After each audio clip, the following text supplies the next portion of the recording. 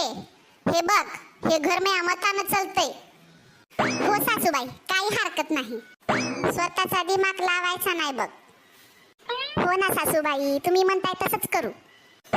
बरं जाय मग, 1 कप चहा ठेव. दुधाचा ठेवायचा का काळा? दुधाचा ठेव, मला काळा आवडत नाही. बरं, चहामध्ये साखर टाकू का गुळ टाकू? साखर टाक, गुळाचा चहा फुटत या. चहा अर्धा कप करू का भरून करू?